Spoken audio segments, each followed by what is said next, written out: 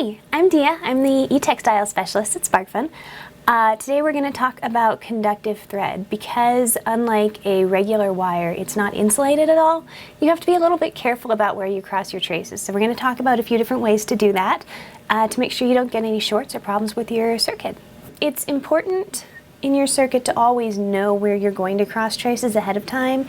If you're making your own circuit, that means kind of mapping it out ahead on paper and just knowing where you're going to have to cross. Avoid it where you can, but sometimes you can't.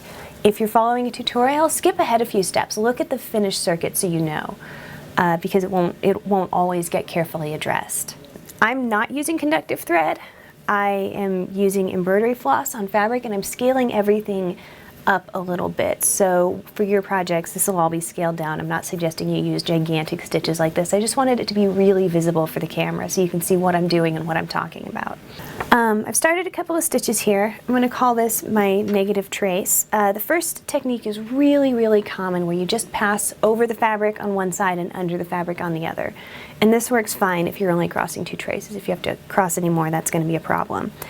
What you want to do is, where you're going to cross, just put in one super long stitch. Give yourself a little extra room there.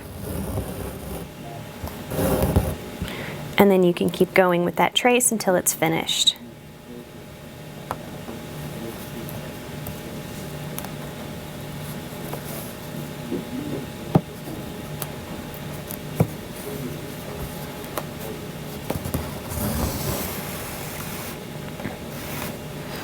And you can see that what that's giving you on the other side is a nice gap in your stitches where you don't have any of that negative trace showing. Then when you come through with your positive trace,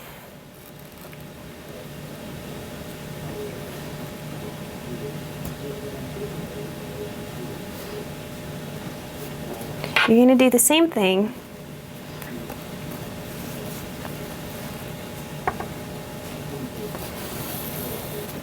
But you're going to put that long trace on the other side, where it crosses over that nice blank spot you've made.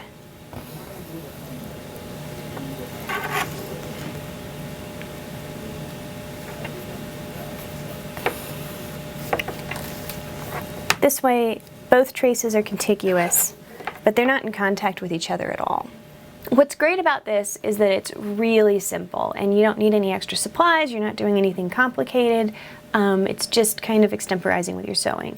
What's bad about it is that a big stitch like this is it's really flexible. It's not carefully secured to the fabric, and that means that once I've got this out of the embroidery hoop and I'm bending it around, it's going to be really easy for that to droop or to move, and that means that you could still get shorts, which could cause you trouble. The next thing we're going to do is add our own removable insulator. This was a really great suggestion I got. You can use pretty much any kind of non-conductive tubing, but what was recommended to me, and I really like, is heat shrink. So I've got my first set of traces already down there, and when I come over it with my positive trace, my imaginary non-conductive positive trace, I can keep doing nice small stitches, but when I get to where I'm going to cross, I'm going to cut off a small piece of heat shrink and just thread it on there. If you have a smaller heat shrink, I'd use it. This was the smallest one I had available. And then you can go ahead and shrink it or not, whatever you prefer. It doesn't really matter, it's just there to insulate. This is not that handy if you don't have heat shrink or another non-conductive tubing around, or something that you can cover that up with. But I've rolled electrical tape around my thread. I mean, you can get a little innovative. And unlike leaving a big stitch, you don't have any of those large, loose, floppy stitches that can touch things, and this tubing, this heat shrinkity tape you put on there, isn't going to try and buckle and sag the way just a large stitch of thread would. And it's also, it's going to keep insulating even if it does. The last thing we're going to try here is bridging with another piece of fabric. This is something I do a lot with scraps of felt, which I happen to have a lot of thanks to the Bright Bunny. What you need to do is go ahead and lay your first trace down. Your second trace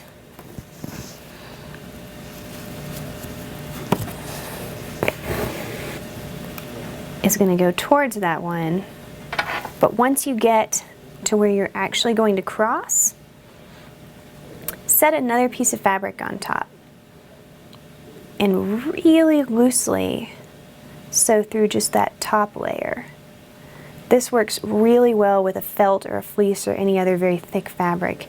With something really thin or cottony, you're not going to get that same effect. It's not possible to sew through just the top and not have that go through the bottom. But you can see here when you flip it up, which you should do after you sew those just to make sure that it's not gone through at all, that all of my stitching is still on the top, and then I can just sew that down from the other side.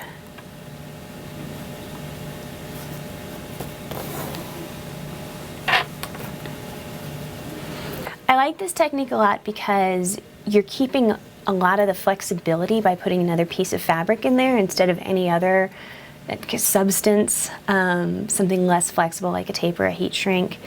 And it uses supplies that if you're sewing, you probably already have sitting around.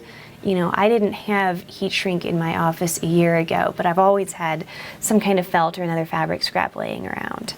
It also means that you can have those nice tight stitches that hold everything in place, although you do have this space here, which in theory could cause you trouble. I haven't had any problems with it, but if you have a situation that looks like that could cause you an issue, consider using another technique. There are a few other ways to do this that I don't do often, but that bear mentioning. These are nice because they're all very removable. You can always go back and rework anything you need to. It's easy to go back and take your stitches out and re-sew. If you are not concerned with being able to rework, there are some really simple ways to handle this. I have seen people go over that first trace with a layer of puff paint, and that insulates. You just have to let it dry before you put your second trace on, obviously, but also before you apply any power, just to prevent the possibility of shorting because you've got something semi-liquid on there. You can also do the same thing with a hot glue gun. Anything non-conductive that you can apply to that first trace to insulate it from the second is going to work fine, and some of those are going to allow you to use some really nice tight stitches and keep everything very solid so that it will last forever.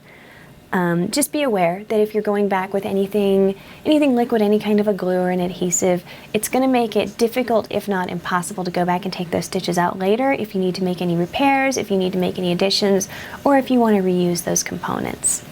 Anywhere that you need to cross your conductive traces, these techniques are going to really work, and different applications are going to call for different things, so keep everything in mind. It's not a great idea to pick one thing and get completely married to it and only use that, because inevitably you're going to come across a project where that really wasn't your best choice and a lot of trouble could have been saved by just doing something that was a better fit for your project. But these are all really great techniques. They've all helped me out a great deal. And when you get to a more complicated circuit, you're going to have to cross your traces, so make sure you do it safely. One of these ways or something else, just keep it from conducting, because short circuits after you finish the whole thing mean you've got it together and it doesn't work, and it's just incredibly disappointing. So be aware and be careful, and good luck.